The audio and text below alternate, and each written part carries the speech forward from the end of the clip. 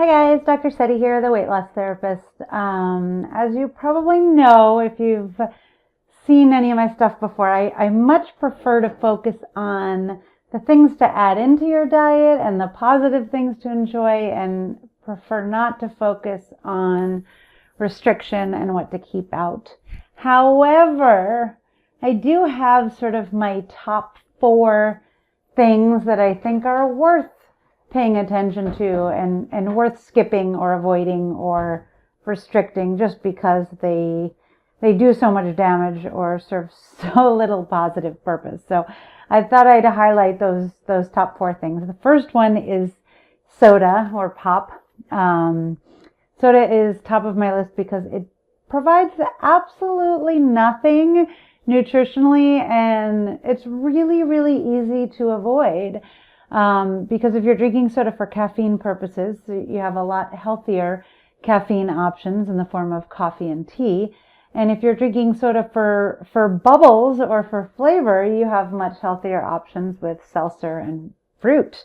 So drinking soda is basically like drinking simple sugar combined with chemicals.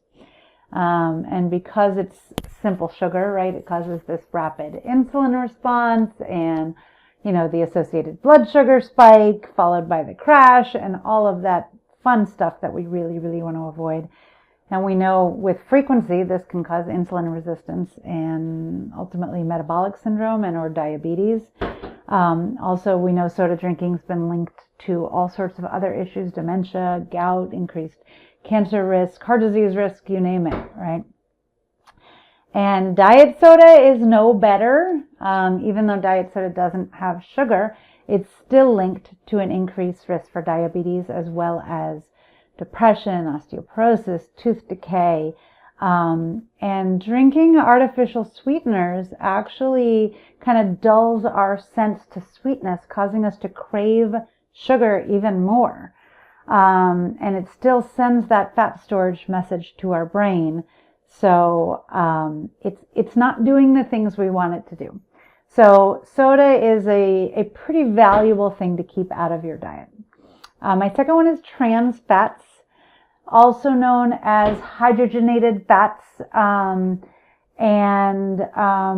This concern is really in the sense that as opposed to all the wonderful fats that we can eat from our food, trans fats are altered in a way where you don't get the benefit that we get from good fat and food. They do, in fact, the exact opposite.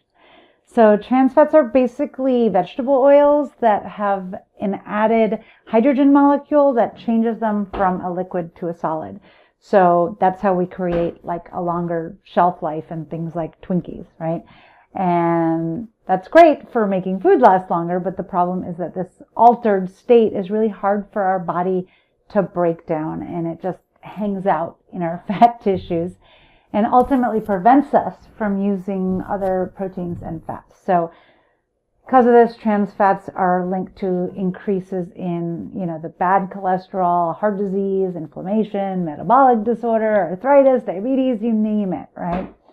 So it is something we really want to avoid because it doesn't serve any nutritional purpose to us whatsoever. And there are so many good fats out there that we can be eating instead. Number 3 is processed meats.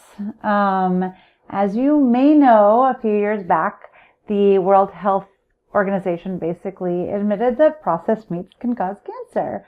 And so that means we've had a lot of research supporting that. Processed meats basically means like meats that have been cured or smoked or, pumped full of sodium or preservatives with the goal of, again, either extending shelf life or changing the taste of it.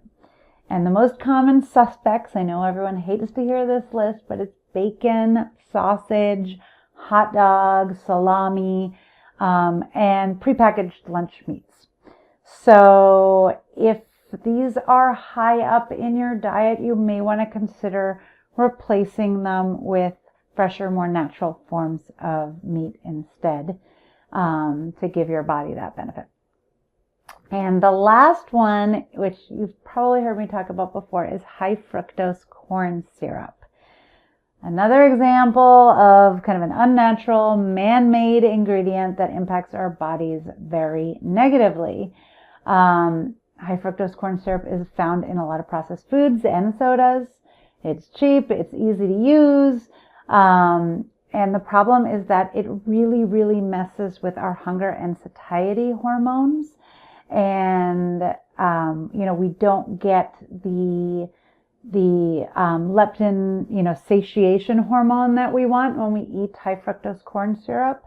And it doesn't stop our ghrelin hormone, which is our hunger hormone. So even when we eat it, we still feel hungry. So it tricks our body in a lot of ways. And this is great for the food companies because it makes us want to keep eating their food. But it's terrible for our bodies. It's terrible for our weight. It's terrible for our metabolism.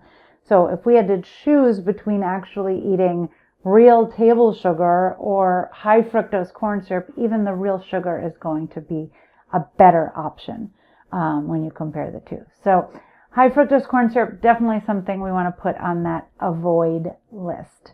And please note that I differentiate high fructose corn syrup from actual fructose, the sugar that we find most commonly in fruit.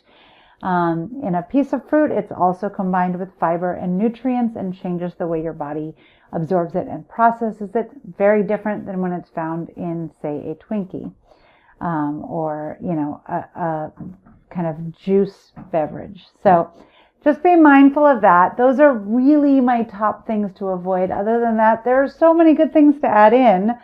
So we don't need to focus on all that negative nonsense. And if you want more on foods to add in, you can get any of my free guides on my website, in particular my Eat Away Obesity Guide, which will kind of walk you through some of the top foods to add to your diet for weight management. So hope that helps, and I'll see you later. Bye.